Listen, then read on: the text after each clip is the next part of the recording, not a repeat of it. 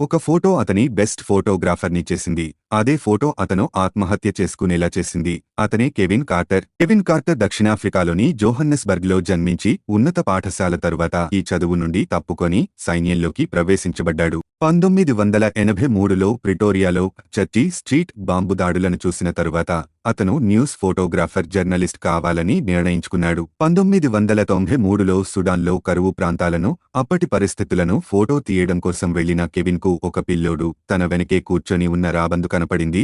ఈ చిత్రంలో ఆ పిల్లోడు తనకు దొరికిన ఆహారాన్ని రాబందు ఎత్తుకెళ్తుందేమో అని దాచుకుంటున్నాడు. కానీ రాబందు మాత్రం ఆకలితో ఆ పిల్లోడు ఎప్పుడు చనిపోతాడా తిందాం అని ఎదురుచూస్తుంది. ఈ ఫోటో 1993లో సుడాన్లో కరువును వర్ణించే బెస్ట్ ఛాయాచిత్రంగా కార్టర్కి పులిట్జర్ బహుమతిని అందించింది. ఆ సమయంలో కార్టర్ ఒక ఇంటర్వ్యూకి వెళ్లాడు. అందరూ అడిగిన ప్రశ్నలకు సమాధానాలు ఇస్తున్నాడు. అప్పుడే ఒక వ్యక్తి లేచి, ఆ ఫోటోలో ఉన్న పిల్లాడు ఇంకా బతికే ఉన్నాడా సర్ అని కార్టర్ని అడిగాడు.